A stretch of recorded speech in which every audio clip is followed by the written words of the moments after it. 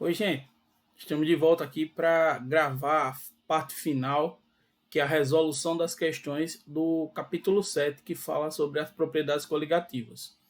Então, a pedido de alguns colegas de vocês, nós vamos responder algumas daquelas questões propostas e, à medida que vocês forem tendo dúvidas, vão deixando anotados aí para que na nossa próxima aula a gente possa comentar algum dos dados que a gente venha falar aqui, tá?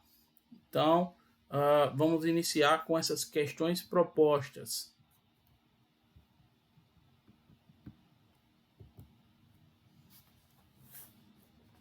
Primeira questão. Propriedades coligativas de uma solução são propriedades que dependem somente do número de partículas do soluto na solução. A adição de uma pequena quantidade de soluto não volátil a um solvente para formar uma solução diluída ideal permite estudar quantitativamente. Então, lembrando que nessa questão eles estão colocando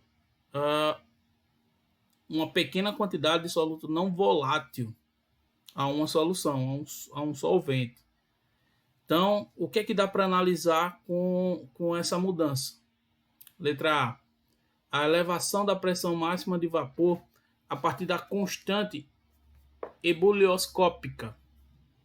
Poderia ser essa a resposta? Não dá, né? Porque seria justamente o contrário. A ebulioscopia ela trata do abaixamento da pressão de vapor. E aí ele está falando da elevação da pressão de vapor. Então seria o contrário, não pode ser a letra A. Letra B. A diminuição da temperatura de ebulição ocorre com a adição de um soluto a um solvente. Também não seria a resposta certa. A adição de um soluto a um solvente puro causa o aumento da temperatura de ebulição. E não o contrário, não a diminuição, tá? Letra C. A elevação da temperatura de solidificação a partir da constante crioscópica. Também não acontece isso. Quando você coloca lá um solvente, um soluto não volátil, você vai mudar a temperatura de ebulição, mas também muda também a temperatura de congelamento, de solidificação. Só que a mudança dessa temperatura de solidificação é para menor, então ela vai congelar a uma temperatura mais baixa e não mais alta. Então essa resposta aí também é incorreta. Letra D. A pressão osmótica entre o solvente puro e a solução, separados por uma membrana semipermeável. A osmose envolve a passagem de solvente de um meio hipotônico para um meio hipertônico através de uma membrana semipermeável, como a gente viu, né? Então, o meio mais puro tende a passar para aquele outro meio que já tem uma quantidade de soluto para que eles possam entrar, digamos assim, eles possam ficar com a mesma quantidade dos dois lados. Então, vai haver uma troca e então, nesse caso, a resposta correta seria essa, tá? Então, a pressão osmótica entre o solvente puro e a solução separados por uma membrana semipermeável. Letra E. O aumento da temperatura de ebulição a partir da constante crioscópica. Então, a parte da crioscopia, ela estuda a parte do congelamento e não da temperatura de ebulição. Então, essa também é errada. A resposta correta seria a letra D, tá? Tá aí as justificativas. Então, vamos para a próxima. Segunda questão. Em uma amostra de água do mar, dissolve-se um pouco de sacarose. Em relação à consequência desse acréscimo de sacarose, são feitas as seguintes afirmações. 1. A pressão máxima de vapor da água diminui. 2. A pressão osmótica da solução aumenta. 3. A condutividade elétrica da solução permanece praticamente a mesma. 4. A temperatura precisará descer mais para que possa começar a solidificação. 5. O grau de dissociação dos sais presentes na água do mar permanecerá praticamente o mesmo. Das afirmações, ele quer saber quais são corretas. Então vamos analisar o primeiro ponto. A pressão máxima de vapor da água diminui. Verdadeiro ou falso? Verdadeiro. A adição de um soluto não volátil diminui a pressão máxima do vapor do solvente. Então, é verdadeiro. Segundo ponto. A pressão osmótica da solução aumenta. Também é verdadeiro. As soluções mais concentradas apresentam maior pressão osmótica. Então, quanto maior a concentração, maior a pressão.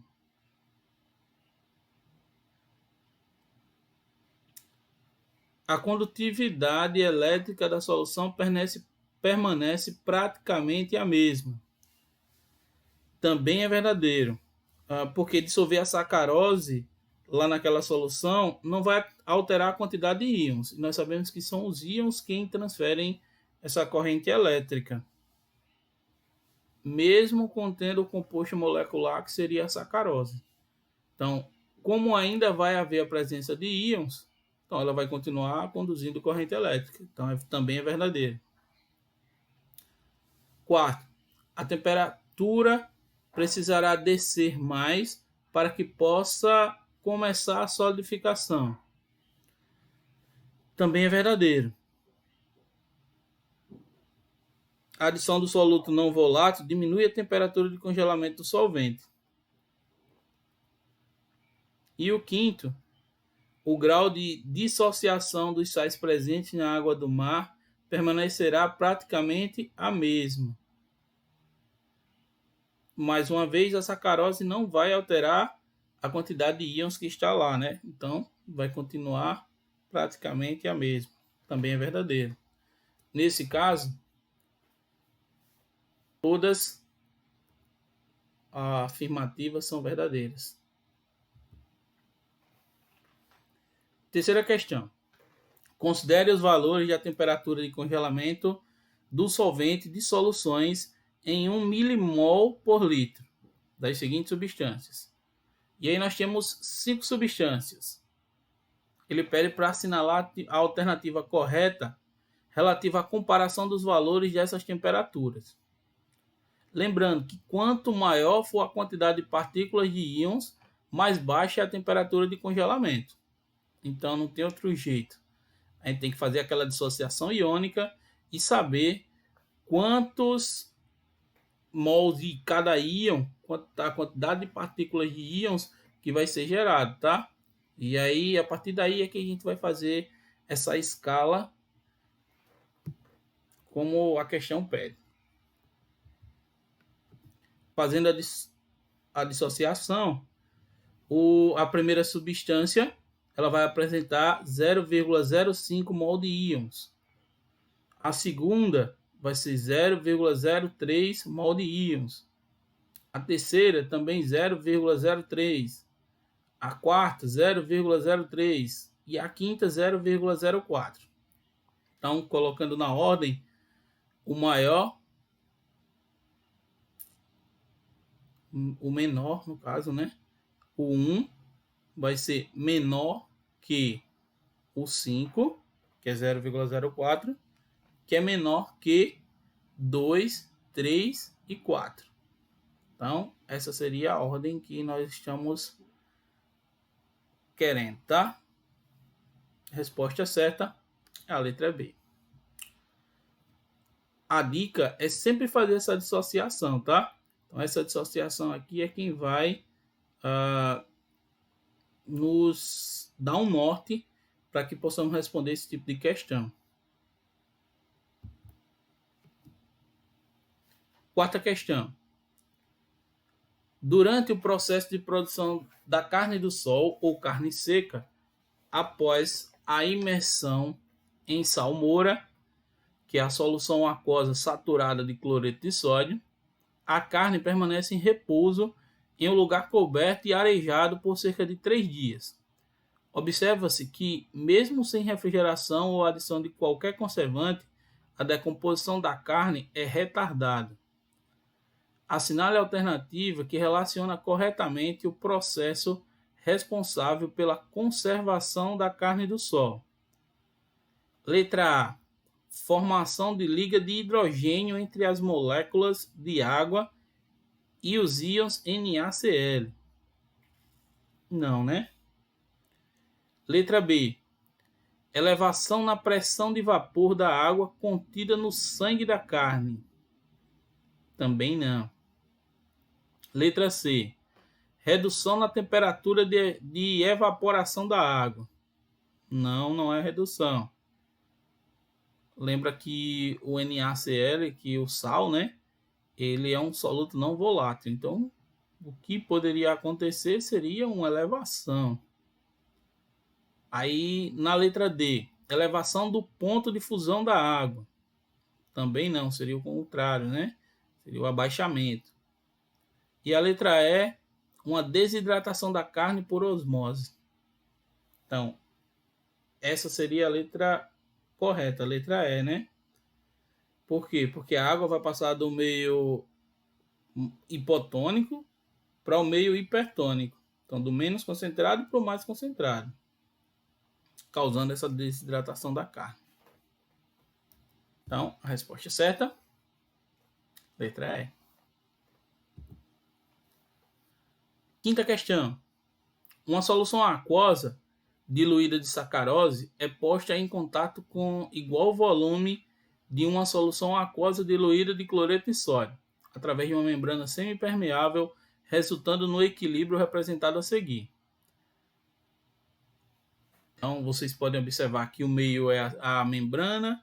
De um lado nós temos o cloreto de sódio, do outro lado nós temos a sacarose. Então, vamos ver aqui o que é que dá para a gente analisar seguindo esses itens. Letra A. A pressão osmótica do solvente da solução de sacarose é maior que a do solvente da solução de cloreto de sódio. Seria o contrário, né? Então, a pressão osmótica ela é maior no cloreto de sódio.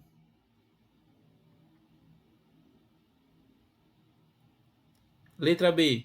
A concentração em mol por litro da solução de cloreto de sódio é maior que a da solução de sacarose. Também não dá para responder com esses dados que nós temos aí.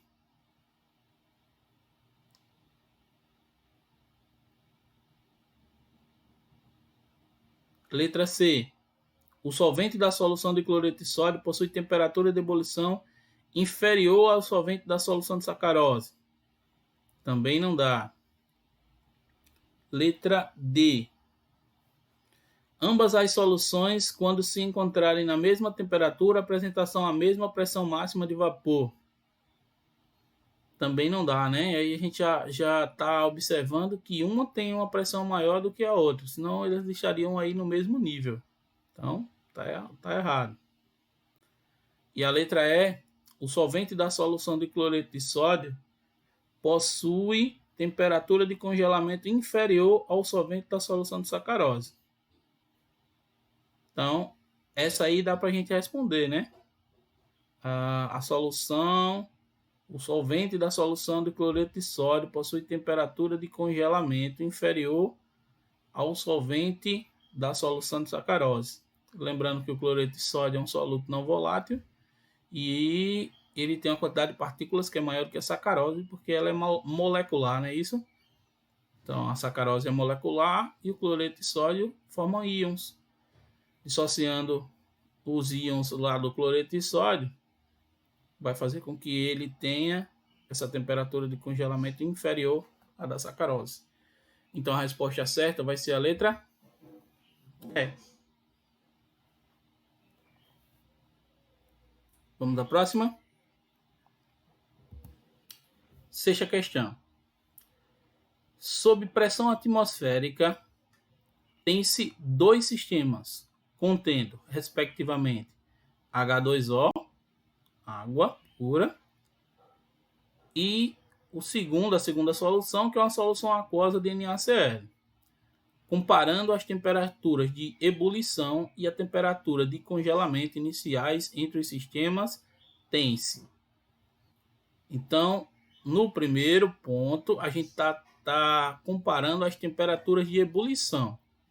E aí a gente tem a água pura, que é o 1, e temos a solução aquosa de NaCl, que é o 2. Qual dos dois vai ter a temperatura de ebulição maior?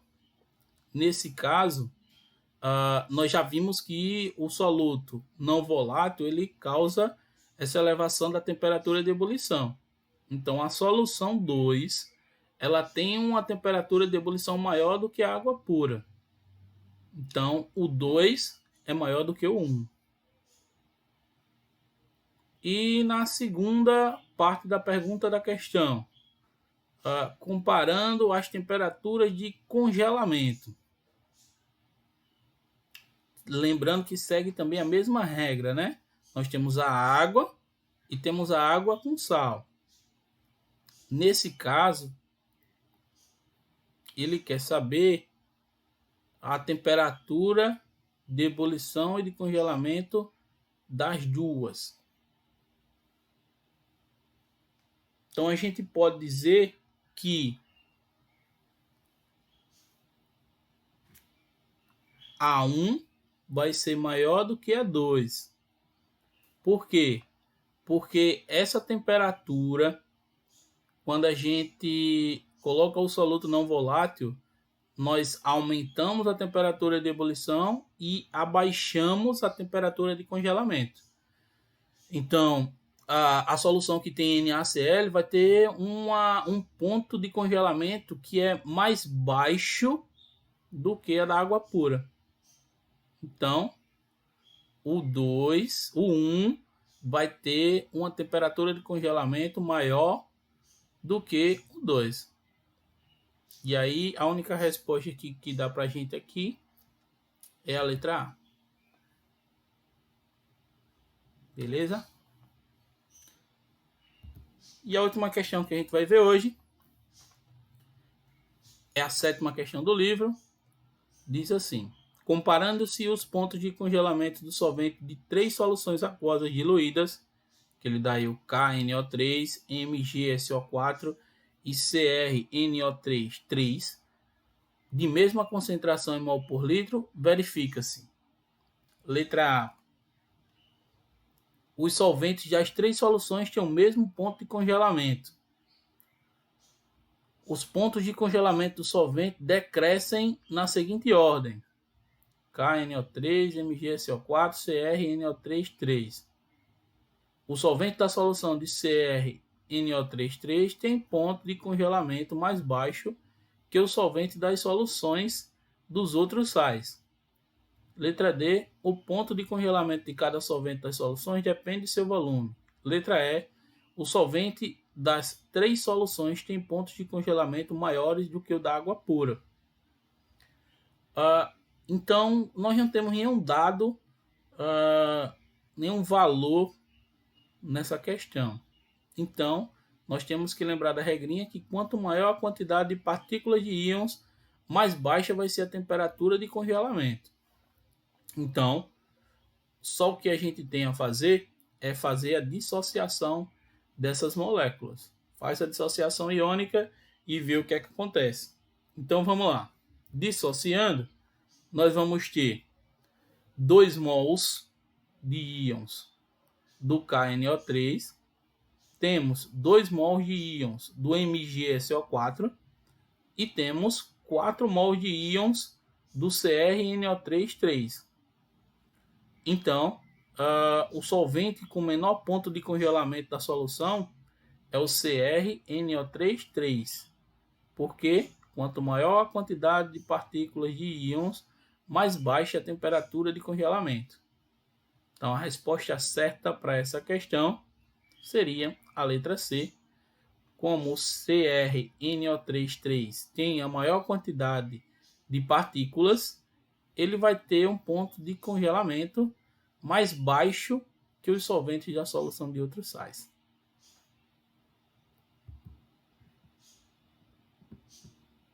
Então, aí a gente encerra a nossa videoaula. Ainda deixei algumas questõezinhas para vocês responderem. E aí vocês respondam essas 3 últimas questões para que na nossa próxima aula possamos comentar e encerrar esse capítulo para começarmos o 8, tá? Então, por hoje é só. Tudo de bom para vocês e até a próxima.